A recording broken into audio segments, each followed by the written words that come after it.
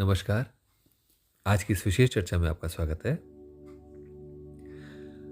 आज हम समझने का प्रयास करेंगे कि ब्रह्मत्व को प्राप्त करने के लिए जो हमारी सभी की चिर आकांक्षा रहती है, कहीं तो हम उस यात्रा को प्रारंभ करेंगे और उस यात्रा को प्रारंभ करने के लिए वो क्षेत्र जिसे ब्रह्मत्व कहते हैं, उसका द्वार कोई तो खोलेगा और कोई तो उसमें हमें अंदर लेके जाएगा।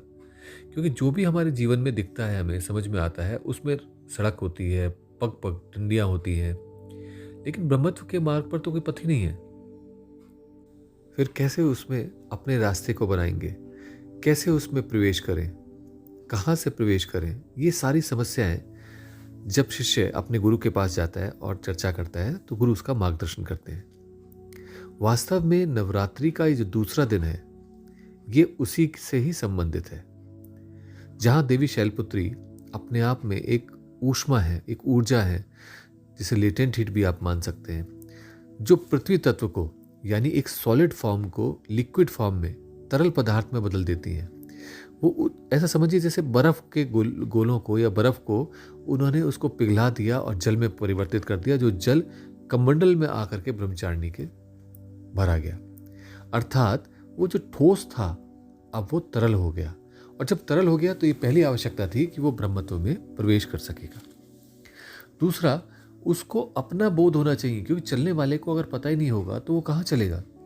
तो इसलिए देवी शैलपुत्री की कृपा से अपने आप को हम ग्राउंड कर सके, सेल्फ को समझ सके, या कहें कि हम अपने में सेल्फ में ही केंद्रित हो सके, ताकि हम फर्म फुट रहे हमारा।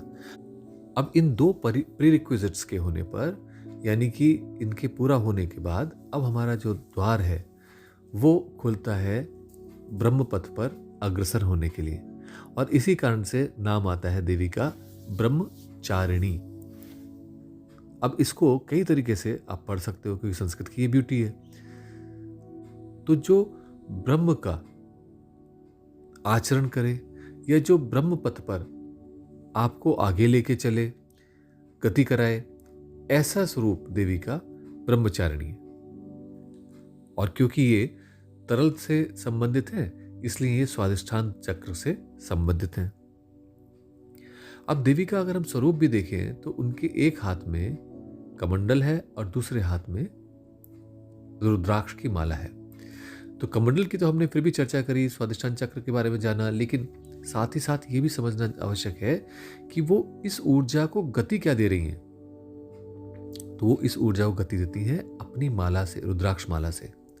और माला कैसी होती है? एक गोल चक्कर जैसी होती है, एक सर्कल होता है, एक साइकिल होती है। तो ऐसे ही हमारे अंदर इस ऊर्जा की एक प्रकार से गति प्रारंभ हो जाती है ब्रह्मचारिणी के साथ ही साथ।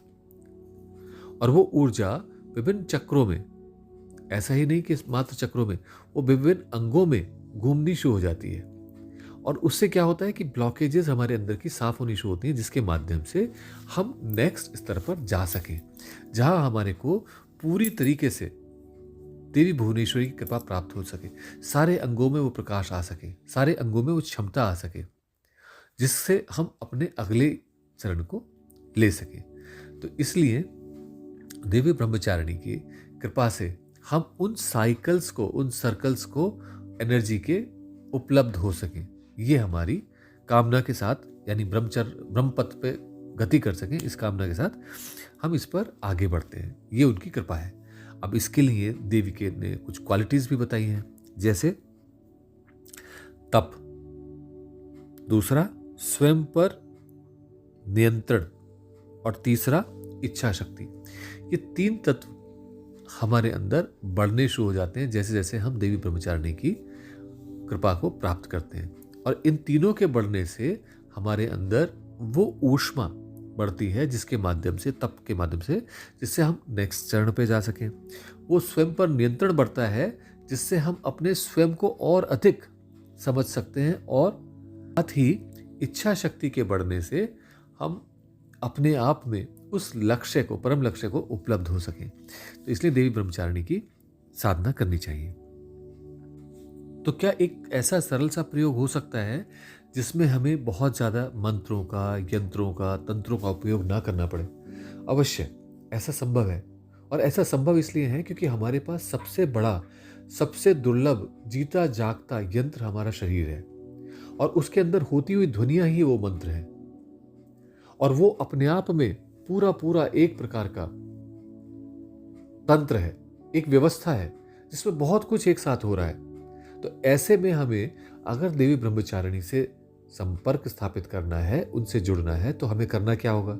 हमें एक छोटा सा प्रयोग करना होगा जो हमारा नितांत पर्सनल होगा, प्राइवेट होगा, हमारे अपने अंदर ही होगा। और जब वो हम करेंगे तो वो बहुत बड़ी साधनाओं के मुकाबले का हमें परिणाम देगा। इसलिए देगा क्योंकि उसमें वैखरी भी है, मध्यमा भी है और पश्चंती भी है। देवी से सायुज्य होने की, यानी एक का कार होने की, एक जैसा हो जाने की एक इच्छा भी है, एक क्रिया भी है। तो इसलिए अब इसको प्रारंभ करके देखते हैं। आपको करना क्या है? आसन बिछा करके उसके ऊपर सिद्धासन, पद्मासन, सुखासन, किसी भी आसन को लगा करके आप बैठिए। ध्यान रखिएगा कि आपका मुख पश्चिम की ओर हो और साथ ही रीढ़ की हड्डी सीधी हो। अब आप श्वास प्रश्वास को शांत होने दीजिए, थोड़ा सा उसको रिलैक्स छोड़ दीजिए। 2-4 सांसें लेंगे तो अपने आप ही शांत हो जाएगी। इसके बाद उसके इनहेलेशन पे सो की भावना, यानी श्वास के साथ सो, और प्रश्वास के साथ यानी एक्सेल के साथ हम की भावना करनी है। ऐसा आप 5 से 7 सांसें या 10 सांसें कीजिए, जिससे वो स्वतः ही सोहम के साथ में जो उसकी नेचुरल सिंक्रोनिसिटी है वो अपने आप ही उपलब्ध हो जाती है। और इस प्रकार 10-15 सांसें करने के बाद आपको अपने सैक्रल क्षेत्र में, रीढ़ की हड्डी में, अगर आप देखें गूगल पे आपको चित्र मिल जाएगा, वहां सैक्रम एक जगह होती है। उस क्षेत्र में पीछे रीढ़ की हड्डी पर आप हाथ लगा के अपने देखें, उस जगह पर आपको स्वादिष्ठान चक्र का चित्र भी देख सकते हैं, और नहीं तो 6 पत्तियों वाला कमल देखते हुए वहां पर आपको सोहम, यानी सो से सांस लेनी है वहां तक, स्वादिष्ठान तक, और हम से निकाल देनी है, वहीं से ही निकलेगी। इस प्रकार उस चक्र को एक्टिवेट कर देना है।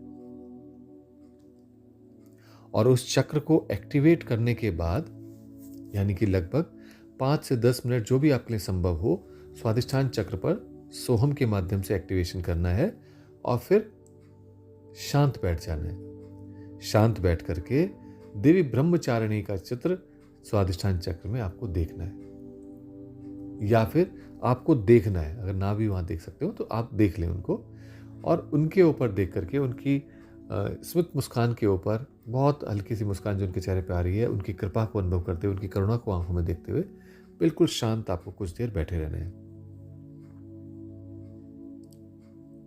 बस यही है देवी ब्रह्मचारिणी से संपक्त होने का, जुड़ने का एक छोटा सा प्रयोग जो आपको करना है। और इसके बाद आपकी ऊर्जा अपने आप ही उठने लगेगी। आपको अंदर अपने महसूस हुआ कि कुछ ऊर्जा जागृत हुई, कुछ झंकृत सा हुआ है। चाहे वो नीचे की तरफ की ऊर्जाएं हो, चाहे ऊपर की ऊर्जाएं जागृत होनी चाहिए, और वो अपने आप ही एक चक्र को प्राप्त होंगी, उपलब्ध होंगी, अगर आप देवी ब्रह्मचारिणी का दर्शन कर रहे हैं। तो आज के लिए इसी प्रयोग को कीजिए। कल फिर चर्चा करते हैं देवी चंद्रघंटा के विषय में। आशा है कि देवी ब्रह्मचारिणी की कृपा हम सभी को प्राप्त हो। नमस्कार।